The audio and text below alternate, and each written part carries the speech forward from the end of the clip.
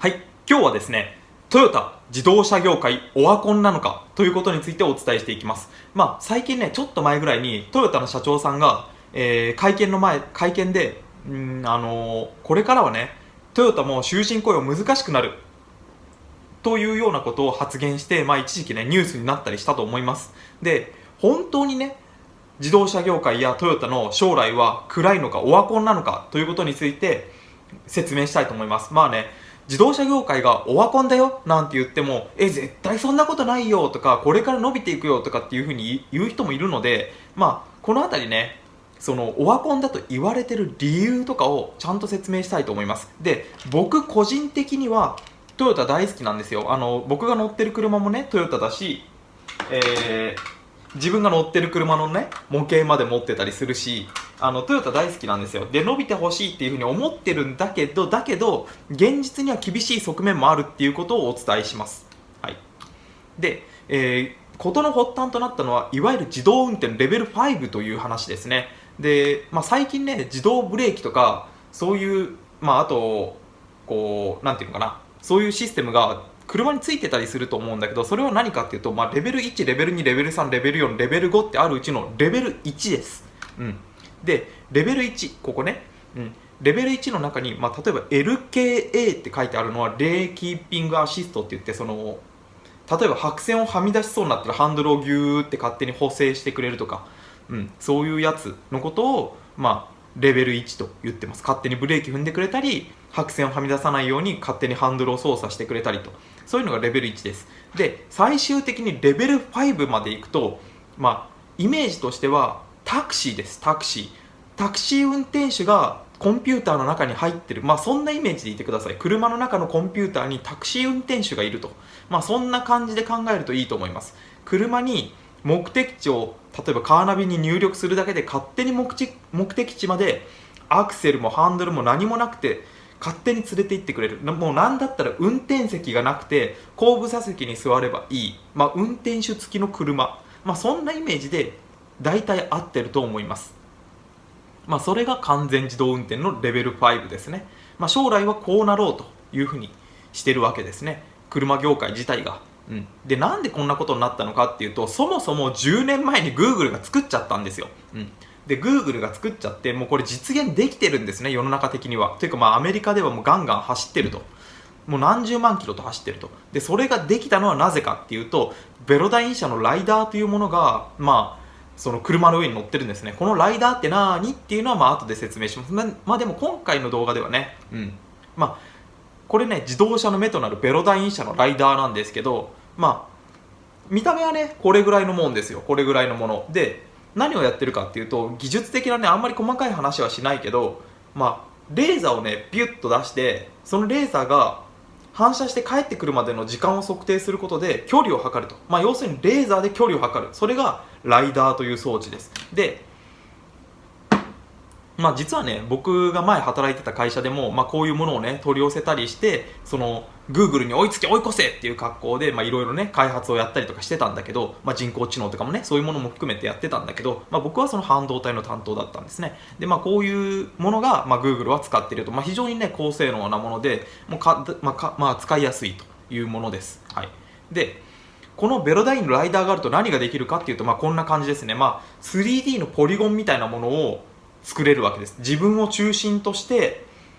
まるでね、ゲームの世界のように 3D のポリゴンが、マップが作れるわけです。自分を中心としてだいたい200メートルぐらいのポリゴンがね、全部バーッと作れると。ということになってます。これが可能なのはなぜかっていうと、レーザーをビューッと発射して距離を測って、それを1点だけじゃなくて、何千点も測るんですね。こうやってレーザーを何回も発射しながら、ぐるーってレーザーを回しながら発射して、全方位の距離を測る。何千点も測ることで、こういうことができます。はい。で、他の方法もあるんですね。よく知られているのはカメラですね。自動車の目となるカメラによる画像認識で、これはテスラの自動運転がこの方法でやってます。スバルのアイサイトっていうね、自動ブレーキとかもこういう方法です。大体ね、今の自動ブレーキはこの方法かなと思います。で、どうやってるかっていうと、いろんな方法があるんだけど、カメラを2個、一番ねオーソドックスなのはカメラを2個置いて、で同じポイントをカメラで見て三角測量の原理で測定すると、距離を測定するという方法ですね。三角測量はね分かるよね、簡単だから。でそういう方法で距離を測るということがあります。これはライダーに比べると結構ね問題が多いんですよ。っていうのは同じポイントを見なきゃいけなくって、同じポイントを見ることができなかったら、要はカメラ1とカメラ2が見てる場所が違ったらね、誤認識が起きるんです。こういう問題がある。これについてもねちょっと別の動画で説明しようかなと思います。あんまり細かいことはね。でここではさらっと流れます。カメラでやってる方法もあるよというぐらいですね。で、ベロダイン車のライダーがすごくいいよねという話です。でじゃあ自動車の脳みそって何？目は分かったと。脳は何っていうと NVIDIA の GPU です。で NVIDIA の GPU は何をするかっていうとディープラーニングを処理します。最近流行ってるよね、人工知能 AI って言ってるディープラーニングで、ディープラーニングって言ってるのは要はただのプログラムです。ただのプログラムなんで、そのディープラーニングができただけだとそのリアルタイムの処理はできない。確かに人工知能としてはできてるかもしれないけど、遅いと間に合わないわけですよね。ブレーキって思ってすぐ踏まなきゃいけないのに、ブレーキを踏むまでに10秒って考えてたんじゃ話にならないという話で、できるだけ早く処理するために、こういうものを使います。GPU ね、パソコン組み立てた人だったら分かるよねっていう話で、ただ NVIDIA に負けまいと、もちろんねトヨタ系のデンソーも頑張ってます。 DFP というのを使ってます。これはね、僕も関わってたんだけど、ディープラーニングを処理するっていうのは目的は一緒なんだけど、このねこの図に書いてる通りね、 CPU と DFP と GPU という大きなその処理プロセッサーには、大きな3種類がありますよと。何を使うのが最適ですかっていう話をしたときに、今世の中でよく使われているのは NVIDIA の GPU なんだけど、もちろん CPU じゃ全然ダメで、DFP を使ってはどうですかっていうのがデンソーのご提案ですね。でデンソーはかなり本気です。デンソーはかなり本気で、このデータフロープロセッサー DFP を研究開発するための専用の子会社を作ってます。そこは研究所みたいなものですね。で給料が安いとか、子会社だから給料が安いとかそういうわけじゃなくて、研究開発だけをやってる機密情報を守るために別会社にしてます。給料はね結構高いというところですね。でこういうことをやってると、データフロープロセッサーというものを開発してますよということですね。でデンソーとトヨタがそうやって会社まで作ってやるぐらいだからかなり本気で、本気度合いがさらにある。そもそもね目と脳は分かった。じゃあそれいつできんのと、僕らが生きてる間にできんのかとかっていう話になるわけですよね。だから当面は安泰じゃないっていう反論が必ずある。でこの情報があるんですよ。トヨタは2021年初頭に静岡県でコネクティッドシティを着工するという話で、これ要するにね、自動運転やロボットとか人工知能の実証をするための街を作るぜとトヨタが言ってるんですよ。どういうことかっていうと、実はこれは言っちゃいけないか。自動運転の研究っていうのは一般論よ、一般論。企業秘密は言えないわけだからね、仕事で知ったことは言えないわけだから一般論だけど、10年ぐらい前からね、Google とかはその世界でね車をガンガン走らせてたと、無人運転の車をガンガン走らせてって、その本当にね安全かどうかっていうテストをもうすでに10年前にやってたん。つまり10年前に Google の自動運転は完成してるんですよ。無人運転がね完成してる。で日本のトヨタとかデンソーとかも一生懸命それに追いつこうとして研究をある時から始めてるわけですよ、もちろんね。であるタイミングで完成しかかっているんじゃないかと思います。このニュースが出たということはそういうことだと思います。なぜかっていうと、街だけ作っても車ができてなかったら実験できないでしょ。街を作り始めたってことは無人で動く車ができたから街を作ってるって考えるべきですね。ということなんですよ。なので2021年に街を作り始めるっていうことは、おそらくすでにトヨタの中では無人運転の、完全にね人が乗らなくても勝手に走り回る車が完成していて、もうじゃあ街中に放とうという段階だけど、いきなりね東京とかそこら辺に放つと危険だから、法律的な問題もあるしね、法的な問題もあるから、法的な問題をいろいろ解決するためにまず自分で街を作っちゃえっていうのがトヨタの考え方です。でこれは実はそのいいか、これをね法律を変えたりまでしてやってることなんですけど、ちょっとそれは後で触れますね。で自動運転の世界になると何が起きるかっていうことについて説明します。はい、まずタクシーですね。タクシー、無人タクシーになります。そりゃそうだよね。運転手がいなくても走る車が売られたら、それはタクシー無人になるよと。お客さんが後部座席に乗ってなんか自販機みたいなところにお金かクレカかなんか入れると勝手に目的地まで行ってくれると、そういう風になるでしょう。こんな感じでね、運転手がいなくなってロボットに変わりますよと。ロボットもいないとは思うけどね、実際には。で運転手はリストラと、そうすると何が起きるかというと、タクシー料金3分の1になる。やったぜっていう話ですね。タクシー料金 70% オフっていう話になります。で、なんで根拠はと必ず突っ込まれるよね。あります。もちろんあるね。調べてるんです。タクシー会社のコスト構造っていうのは国土交通省が公表してます。この右上にね書いてある URL が国土交通省の URL です。もしね本当かよって思ったら見てください。で、このグラフは僕が書き直したものだけど、大体ねタクシー会社のコスト構造って日本の全体の平均で見ると人件費が 72.8% なんですよ。これなんでねこんな情報が出てくるかっていうと、タクシー会社っていうのは法律でいろいろ保護されてるんですよ。保護されてる。例えばね僕とかがいきなりタクシー会社作りたいって思っても、いくらお金があったとしてもね、ないけどあったとしてもタクシー会社作れないんですよ。これなんでかって言ったら法律的な問題があるからなんですよ。医者とかと一緒で、ある程度その許可された人じゃないとタクシー会社ってやれないんですよ。そういうルールになってるんですよ。はい、なんで国土交通省はこういう情報を握ってて、しかも公表してるんですよ。で人件費は 72.8% なんですよ。ということはですよ、ということはね、もう分かるよね。分かるよね。そうなんですよ。自動運転になってタクシーの運転手をリストラすれば 72.8% コストが下がるんですよ。だから 72.8% 値下げできるよねっていう話ね。はい、ということでタクシー料金が3分の1になりますとね。大阪だと大体ね、安いタクシーだと初乗り500円ってあります。ワンコインタクシーね。僕もよく乗ってました。で、この初乗り500円のタクシーが、150円になっちゃうわけですよね。こうなったらどう？みんなタクシー乗りません？ちょっとタクシーもったいないなと思っても、値段3分の1になったら乗るでしょ。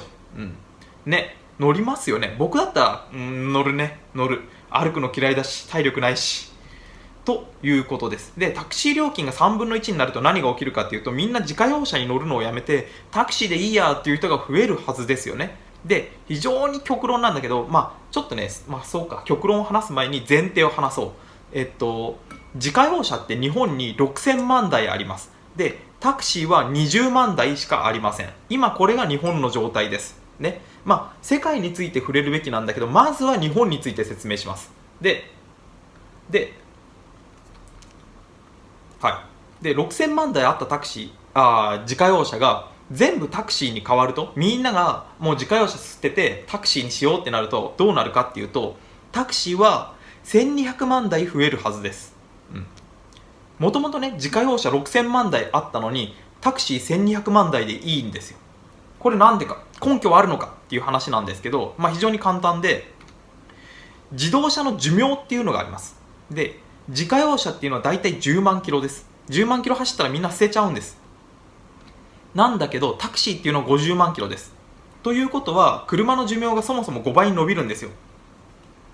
だから車メーカーの目線からすると、その需要が5分の1になるんです。みんなタクシーになるとね。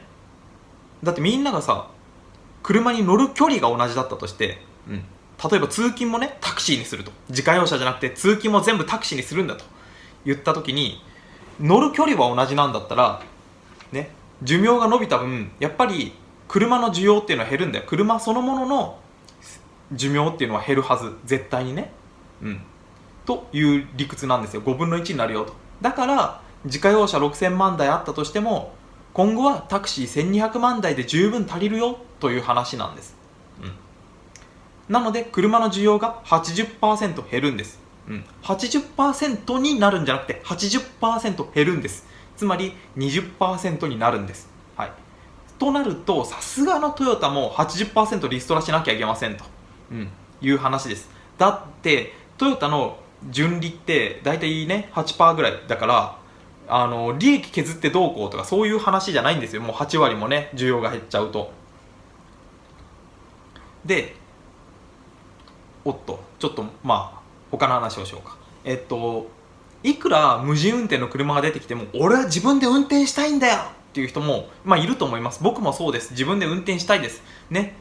もちろんね自動運転が出てきたらそれはそれで嬉しいけど、でも自分で運転したい時もあると思うんですよ。ところが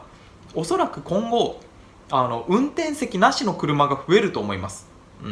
運転席なしの車が増える。もちろん運転席がある車も一部売られると思うけど、それは確実に減ると思います。なんでこんなことを言うのかっていうと、そんなわけないよってみんな言うと思うんですけど、だって自動運転のシステムって高いでしょとかね、そういうことを言うと思うんだけど、これはね歴史を学んでください。昔を考えればわかるんです。例えばね、オートマトランスミッションとマニュアルトランスミッションの話を思い出してみてください。大昔僕らが小さかった頃っていうのはマニュアル車の方が安くてマニュアル車が当たり前で、オートマが特別だったんです。オートマは特別な車だったんです。ところが今はマニュアルって特別な車なんですよね。もうほとんどの車でマニュアルって売ってないんですよ。売ってない。例えば僕が乗ってる車だとミニバンなんだけど、アルファードっていう車なんだけど、これだとマニュアルないんですよ。そもそもマニュアルが売ってない。だからアルファードに乗ろうと思ったらもうオートマしかないんですよ、選択肢がね。こういう話なんですよ。つまり将来的には昔マニュアルからオートマに切り替わって徐々にねオートマの比率が増えていって、マニュアルが異端児になってマニュアルを買おうと思うと逆にむしろマニュアルの方が高いみたいなことに今なってると思うんだけど、将来的には運転席がないのが当たり前になって、運転席がある車っていうのが例えばスポーツカーとかレーシングカーとか、あと黒缶をやる山登りをするようなちょっとこう遊びでレジャーで使うような特殊な車とかね、そういうごくごく一部の車だけになって、ほとんどの車では運転席なしになると思います。だってそしたら椅子1個分コストダウンになるからね。そうということで運転席ありの方がレアになって運転席なしが標準になると思います。で運転席なしで後部座席に乗るだけっていうんだったら、それタクシーでいいじゃんっていう話にそれはなりますよね。だからみんな自家用車を買わなくなるんでしょうと。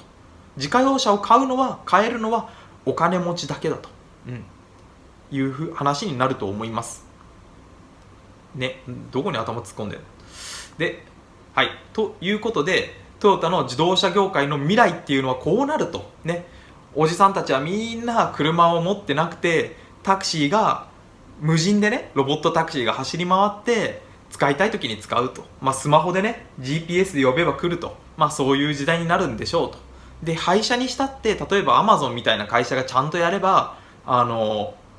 人口がねこのアプリをタクシー配車のアプリを入れてる人がこの辺にいるからこの辺にタクシーを事前に配置しとこうとかっていうのを人工知能が考えるようになれば、多分今乗りたいって思ったらすぐ来てくれる、そういう時代が来ると思いますよ。そうするとやっぱり自家用車を持つメリットっていうのはなくなるんですよね。ですよ。で最初の、途中の話に戻ります。トヨタが2021年に静岡でコネクティッドシティを着工したと。自動運転とかロボットを実証実験するんだという話なんだけど、これどんな法律が絡んでるかっていうと、これですね。近未来技術検証ワンストップセンターのでというのが出てるけど、要はここの赤で囲った部分を見てほしい。国家戦略特区特別区域法第37条の7、平成29年にできた法律。これねどう考えてもねトヨタが根回ししたとしか思えない法律なんですよね。こういうね特別な法律があって自動運転をね実験できる街を作れるようになったという話なんですよ。実はねちょっと昔、今もそうなんだけど、無人運転の車をね仮に作れたとしても、多分作れると思うけど、車メーカーなら大体作れるんだと思うんだけど、それを作れたとしても街で走っちゃいけないんですよ。法律的な問題があって。例えば今だとレーンキーピングアシストがついてたとしてもハンドルを持たなきゃいけない。それはもう法律的にハンドルを持たないと運転しちゃいけないと、勝手に運転する機械なんてダメだっていうのが今の法律なんですよ。だから自動運転の車を作ったとしてもそれを街中で実験できないっていう問題があります。でもそれじゃあ世界に負けてしまうよねと、 Google に負けちゃうよねという話で、日本とトヨタが必死になって協力してこういうような法律まで作って、で専用の街を作って、そこで自動運転の実験をしようということをやってるわけですよ。で、これのね完成時期っていうのはネドとかを見ればね大体わかると思うんで、それはちょっと見てください。ちょっとそこまで説明はね今回やめておきます。はい、ということです。これが自動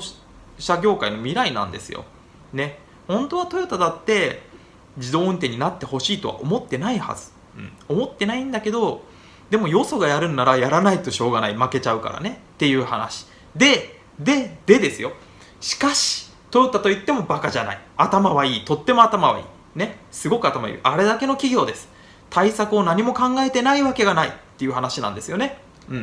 でこれが出たニュースですね。トヨタ自動車はハイブリッド車開発で養ったモーター、PCU、システム制御等の車両電動化技術の特許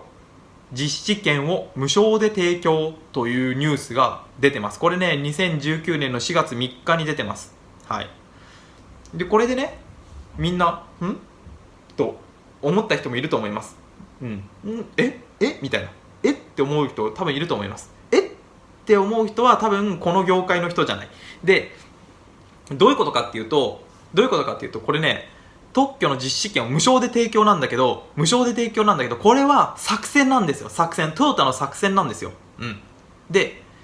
これは実はね ARM の作戦にすごく似てる。 ARM っていうの ARM と書いて ARM って読むんだけど、みんなのねスマートフォンの中の CPU っていうのはもうほぼ 100% ARM です。どこのスマートフォンを買っても iPhone を買っても Android を買っても中身は ARM の CPU なんです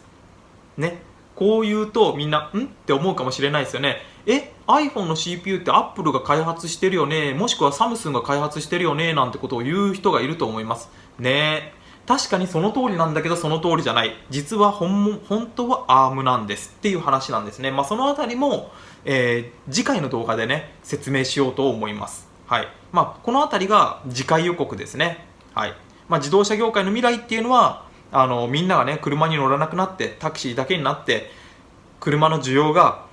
80% ダウンしますよと、だから工場はもう8割閉鎖みたいなことにね多分なると思います。例えば今トヨペットとかそういう販売店がねいっぱいあるんだけど、そういうものももうほとんどいらなくなる。ほとんどいらなくなるというか、そもそも個人に車売らなくなるからトヨペットいらなくなるみたいなね話になると思います。でさらに言えば修理とかの、エンジニア、修理のエンジニアっていうとあれなんだったっけ、整備士が、トヨペットとかそういうね販売店にいて、ほぼほぼね整備で食ってると言っても過言ではないと思うんだけど、整備士も8割いらなくなります。だって車の台数が8割減るからね。ということで世の中的にその車関係の人たちが溢れる、職を失って溢れ返るっていうことが起きると考えてます。一般的にねみんな多分そういうふうに思ってると思います。これからね車業界っていうのは、非常にね激変の時代を迎えると、非常に過酷な時代が来ると思います。でそれは、20年30年っていう遠い未来ではないです。もうねすでに自動運転の車は完成しているはずなので、っていうのはもうネドっていうね国家プロジェクトで日本が自動運転の研究を始めたのが10年ぐらい前なので、もうすでに時期的には完成しているはずなんですよね。そこにはあんまり細かいことは僕は立場的に言えないんだけど、完成してるはずなんですよ、どう考えたってね。だからそれを今から検証してちゃんと大丈夫っていうのを街でトヨタが作る街で検証して、で世の中に売りに出すのは数年後でしょうね。5年から10年で自動運転だけの未来っていうのが来ると思います。で次回の動画では、こういうねトヨタがなんで特許を無料でねみんなに公開するんだと、お金取ったらいいじゃんって思いますよね。ところがこれ無料でやることに意味があるし、これね、別にあれなんですよ、人のためにっていうわけじゃないんですよ。トヨタは自分のためにこうしてるんですよ。このあたりを次回の動画で語ろうと思います。もしよろしければチャンネル登録してください。ほんとね、1週間2週間のうちにねやりたいと思ってます。もしね、よくわかったよとか面白いねとか次回が気になるねって思っていただけたら、いいねとチャンネル登録していただけるとやりがいがあります。とっても頑張れます。じゃあ今日は見てくださってありがとうございました。ね。ね。ね。ちょちょちょちょ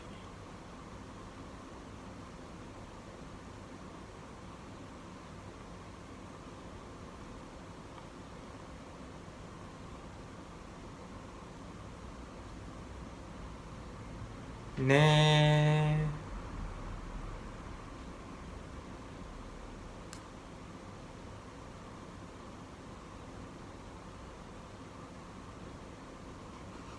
臭くね？ちょっと臭いね。